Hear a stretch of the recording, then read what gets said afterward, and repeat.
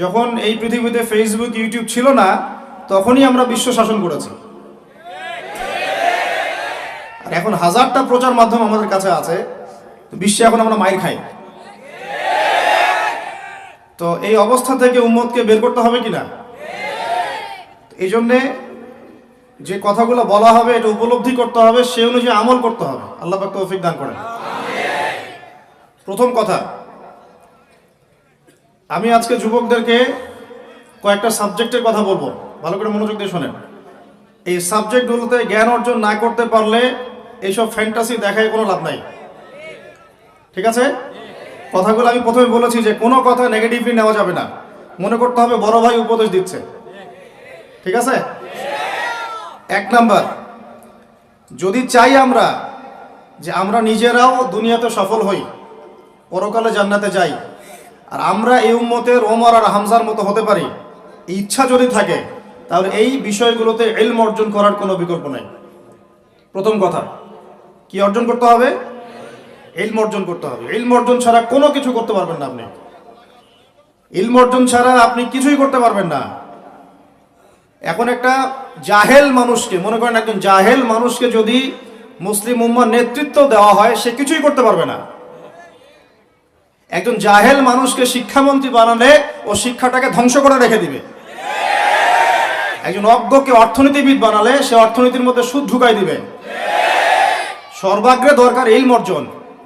কিসের ইলম অর্জন করব?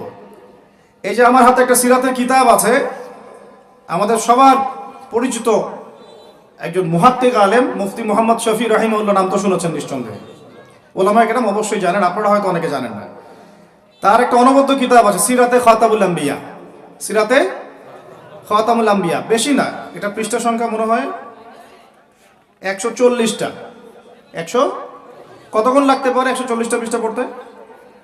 যতক্ষণ আপনি রাতের বেলা আপনার গার্লফ্রেন্ডের সাথে কথা বলেন ততক্ষণ লাগতে পারে।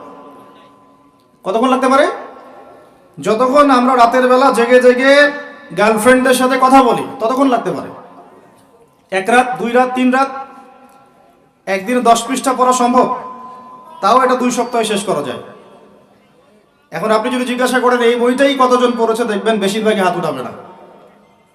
বাস্তবতা অনেক খারাপ, আবেগ অনেক বেশি। সারা বাংলা চষে বেরিয়ে আমরা যা বুঝতে পারছি, বাস্তবতা অনেক খারাপ, আবেগ অনেক বেশি। হাত উঠাতে বলেন, আল কোরআনের জন্য কারা কারা জীবন দিতে চান সবাই হাত উঠাবে। হাত নামান, আমি জানি আপনারা হাত উঠাবেন সবাই, কিন্তু এখন আপনি বলেন আল কোরআন সহি শুদ্ধভাবে পড়তে পারেন কয়জন? কয়জনের কলেজে আছে? স্টেজে আসেন, আমি ধরবো কিন্তু। স্টেজে আসেন, তেলাওয়াত শোনান, এখানে দাঁড়িয়ে তেলাওয়াত শোনান। বেশি না, সূরা ফাতিহাটা শোনান, সূরা ফাতিহাটুকুই শোনান। কতজন বুক ফুলিয়ে আসতে পারবেন যে আমার সূরা ফাতিহা সহি আছে? এই হচ্ছে অবস্থা।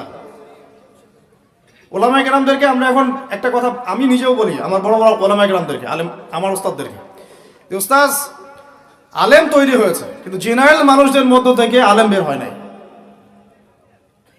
অথচ বাংলাদেশে 90% মানুষ জেনারেল শিক্ষিত, 10% মানুষ আমরা মসজিদ মাদ্রাসার সাথে সম্পৃক্ত, সর্বোচ্চ 10%, এর বেশি হয়তো হবে না।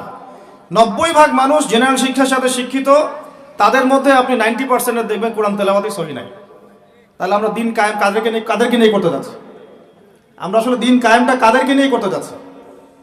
যতদিন পর্যন্ত আপনারা প্রত্যেকেই বিশুদ্ধ করে কোরআন তেলাওয়াত শিখবেন না, এই ওয়াজ করে আমার কোনো লাভ নাই।